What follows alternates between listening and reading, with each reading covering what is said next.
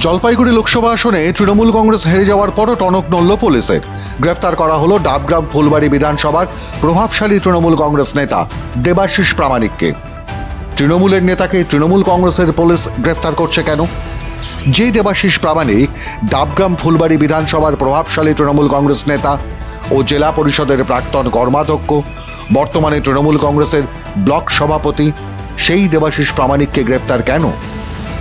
Police সূত্রে দাবি, ফুলবাড়ি দিয়ে বাংলাদেশে বর্ডারে চোরাচালান সহ এলাকায় জমির অবৈধ কারবার, ঠিকাদার হিসেবে সরকারি বরাত পাওয়া, অর্থের নয়ছয়, সবকিছুতেই এ অঞ্চলের শেষ কথা ছিলেন দেবাশিস প্রামাণিক।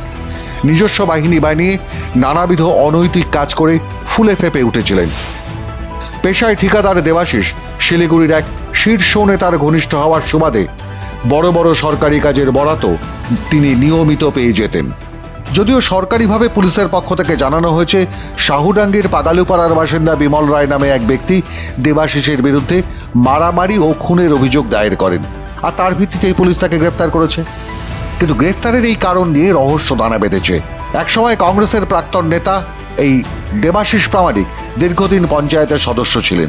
2011 সালে তৃণমূল কংগ্রেসে যোগদান করেন শিলিগুড়ির এক শীর্ষস্থানীয় তৃণমূল কংগ্রেস নেতা গৌতম দেবের হাত ধরে। তখন থেকেই তার মাথার ওপর গৌতমের হাত। সে সময় ডাবগ্রাম ফুলবাড়ির বিধায়ক গৌতম দেব উত্তরবঙ্গ উন্নয়ন মন্ত্রী হয়েছেন। উত্তরবঙ্গে মুখ্যমন্ত্রী মমতার একমাত্র প্রতিনিধি, মমতা বন্দ্যোপাধ্যায়ের সবচেয়ে বেশি ভরসার স্থল, বিশ্বাসের জায়গা, সেই গৌতম দেবের ডান হাত এই দেবাশিস প্রামাণিক।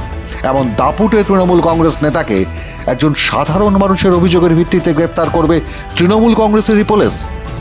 সে কারণেই গ্রেফতারের কারণ ঘিরে রহস্য দানা বেঁধেছে। দেবাশিস গ্রেফতারের আসল রহস্য লুকিয়ে আছে সাম্প্রতিক লোকসভা নির্বাচনের ফলাফলে। জলপাইগুড়ি লোকসভার বিজেপি প্রার্থী ৮৬,৭৭৭ ভোটে হারিয়েছেন তৃণমূল কংগ্রেসের প্রার্থীকে। বিজেপির এত বড় জয়ের ক্ষেত্রে বড় ভূমিকা নিয়েছে ডাবগ্রাম ফুলবাড়ি বিধানসভা। ডাবগ্রাম ফুলবাড়ি বিধানসভা ছাড়া বিজেপি এগিয়ে রয়েছে জলপাইগুড়ি, ময়নাগুড়ি, ধূপগুড়ি বিধানসভাতেও, পিছিয়ে মেখলিগঞ্জ, রায়গঞ্জ ও মাল বিধানসভায়। কিন্তু ডাবগ্রাম ফুলবাড়ির তফাৎটা এতটাই বেশি, ডাবগ্রাম ফুলবাড়িতে ৭২,২৪৫ ভোটে এগিয়ে বিজেপি, যার অর্থ ২৮.18% ভোটে এগিয়ে বিজেপি। আর এই সংখ্যাটাই অস্বাভাবিক লেগেছে মুখ্যমন্ত্রী মমতা বন্দ্যোপাধ্যায়ের থিঙ্ক ট্যাঙ্কে। ডাবগ্রাম ফুলবাড়িতে প্রায় ৬১% মানুষের সমর্থন পেয়েছে বিজেপি। জলপাইগুড়ি লোকসভার আসনে বিজেপি জিতেছে ৮৬,৬৯৩ ভোটে, যার ৭২,২৪৫ ভোট এসেছে ডাবগ্রাম থেকে। সোমবার নবান্নের সভা থেকে মুখ্যমন্ত্রী কার্যত শিলিগুড়ির নেতা গৌতম দেবের নাম করে বলেন, জমির অবৈধ কারবার হচ্ছে উত্তরবঙ্গে, গৌতম দেখছে না কেন? দলের নেতাদের বিরুদ্ধে কঠোর পদক্ষেপের বার্তা দেন। নির্দিষ্ট করে ডাবগ্রাম ফুলবাড়ির নাম করেন মুখ্যমন্ত্রী।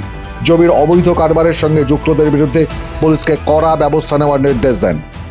ওখানে একটা ল্যান্ড মাফিয়া গ্রুপ তৈরি হয়েছে, তারা গভর্নমেন্টের সব জমি কাওয়াখালি থেকে শুরু করে বিক্রি করে দিচ্ছে। এটা নিয়ে আমি অলরেডি তদন্তের নির্দেশ দিয়েছি।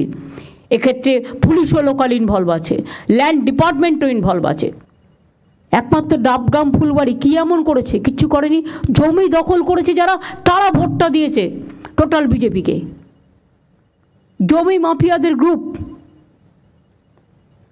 স্টেটের টাকায় এসব বরদাস্ত করা হবে না। অনেক হয়েছে। আর তারপরই এই অ্যাকশন। মুখ্যমন্ত্রী মমতা বন্দ্যোপাধ্যায়ের পুলিশ গ্রেফতার করল ডাবগ্রাম ফুলবাড়ির প্রভাবশালী তৃণমূল কংগ্রেস নেতা দেবাশিস প্রামাণিককে।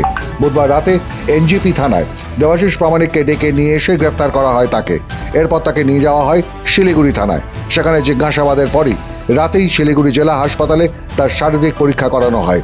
বৃহস্পতিবার তাকে তোলা হয় আদালতে।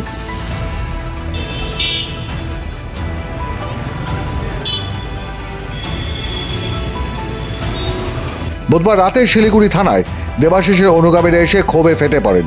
তার এক অনুগামী ফোনে ফুলবাড়ি এলাকার তৃণমূল পঞ্চায়েতের সদস্যদের নির্দেশ দেন অবিলম্বে পদত্যাগ করবার জন্য। তারপর চিৎকার করে তিনি বলতে থাকেন, দেবাশিস প্রামাণিককে গ্রেফতার করার মাসুল মমতা বন্দ্যোপাধ্যায় আর শিলিগুড়ির মেয়রকে দিতে হবে। আসলে এটাই মূল কথা। এরপর আর কেউই উত্তরবঙ্গে তৃণমূল কংগ্রেসটা করবে না, কারণ দলের হারের দায় ঢাকতে ঝিকে মেরে বউকে শিক্ষা দিল তৃণমূল কংগ্রেস। এরপর কি তবে গৌতম দেবের পালা? মাধ্যম ব্যুরো রিপোর্ট।